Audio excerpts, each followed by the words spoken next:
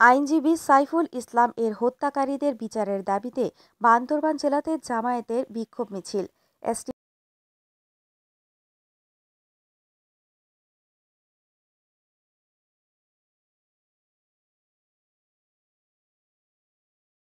Bangla TV report করেছেন মোহাম্মদ আকাশ, বান্দরবান জেলা প্রতিনিধি।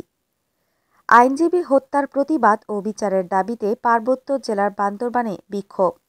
চট্টগ্রাম আদালতে সরকারি পক্ষের আইনজীবী মোহাম্মদ সাইফুল ইসলাম আলিফকে হত্যার প্রতিবাদ ও হত্যাকারীদের বিচারের দাবিতে বান্দরবান জেলার জামায়াতে ইসলামী ও ছাত্র শিবির বিক্ষোভ মিছিল ও সমাবেশ অনুষ্ঠিত হয়েছে। মঙ্গলবার ২৬ নভেম্বর এশার নামাজ শেষে রাত ৮টায় জেলা কেন্দ্রীয় মসজিদ থেকে বিক্ষোভ মিছিল বের করে জেলার জামায়াতে ইসলামী ও ছাত্র শিবিরের হাজারের অধিক নেতাকর্মী।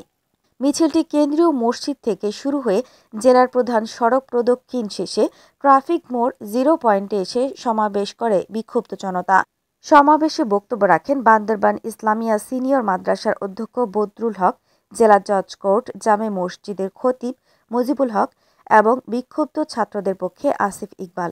বাংলাদেশ থেকে ইসকন সংগঠনকে চিরদিনের জন্য নিষিদ্ধ করার দাবি জানিয়ে বক্তারা বলেন, স্বৈরাচারী আওয়ামী লীগ সরকার ইসকন সংগঠনকে লালন পালন করে আসছে। স্বৈর শাসকদের পুনরায় ক্ষমতায় ফিরিয়ে আনার উদ্দেশ্যে তারা একজন মুসলমান আইনজীবীকে পরিকল্পিতভাবে হত্যা করে দেশের সাম্প্রদায়িক দাঙ্গা লাগিয়ে দিয়ে অরাজকতা সৃষ্টির চেষ্টা করছে। যারা আইনজীবী হত্যা করেছে তাদের ২৪ ঘণ্টার মধ্যে আইনের আওতায় আনার দাবি জানান। উল্লেখ্য, গত ২৫ নভেম্বর সোমবার বিকেলে ঢাকা থেকে চট্টগ্রামে যাওয়ার সময় শাহজালাল বিমানবন্দর থেকে বাংলাদেশ পুলিশের বিশেষায়িত গোয়েন্দা শাখার ডিবি সদস্যরা চিন্ময় কৃষ্ণ দাসকে গ্রেপ্তার করেন।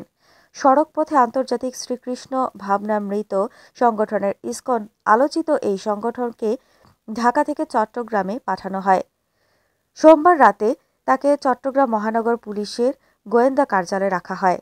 দুপুরে চট্টগ্রাম আদালতে তোলা হলে জামিন নামঞ্জুর করে আদালত তাকে কারাগারে প্রেরণ করার নির্দেশ প্রদান করেন।